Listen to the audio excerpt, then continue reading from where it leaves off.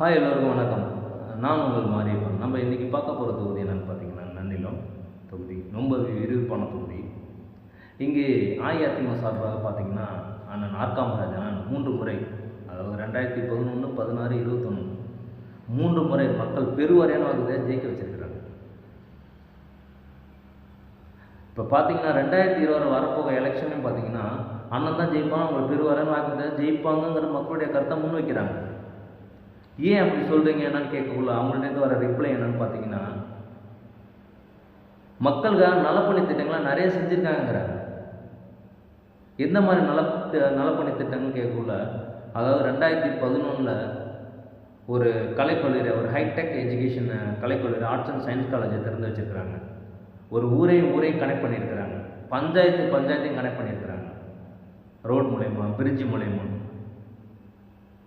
அதோடு இல்லாமல் அங்கங்கே உள்ள மக்கள், அதாவது பாப்புலேஷனுக்கு தகுந்த மாதிரி கவர்மெண்ட் ஹாஸ்பிட்டலும் கட்டி கொடுத்துருக்குறாங்க.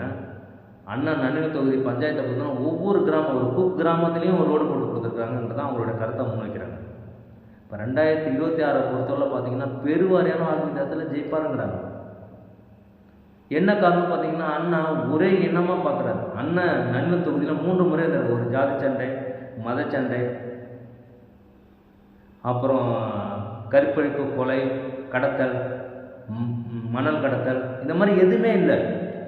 காரணம் என்னன்னா, அண்ணா சட்டமன்ற உறுப்பினராக இருக்கிறதுனால இதெல்லாம் நடக்கலை அப்படிங்கிறாங்க. அவங்களுடைய கருத்தை முன்வைக்கிறாங்க. அது மட்டுமா, 2011 முதல் முறையாக சட்டமன்ற மக்கள் பெருவாரியான ஜெயிக்க வைக்கிறாங்க. அவர் நன்னிலம் தொகுதிக்காக புரட்சித் தலைவர் அம்மாவிடம் ஒரு நன்னிலம் தொகுதி ஒரு காலேஜ் வேணும் அப்படின்னு கட்டி கொடுங்க அப்படின்னு அனுமதி கேட்குறாங்க. கட்டிங்க, உடனே கட்டிங்க அப்படிங்கிற அனுமதி வழங்குறாங்க. ஒரு ஹைடெக்கான காலேஜ், அதாவது ஒரு ஆர்ட்ஸ் அண்ட் சயின்ஸ் காலேஜை கட்டி கொடுத்த பெருமை, அதாவது மாணவர்களுக்கான ஒரு கல்வி உயர்த்தத்தை ஏற்படுத்தி கொடுத்தாங்க. எந்த வித மாற்றமும் இல்லை.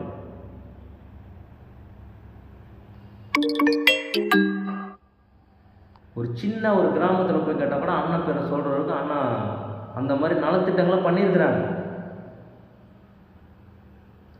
டிஎம்கே சார்பாக எதுக்கு நீங்கள் பயம்?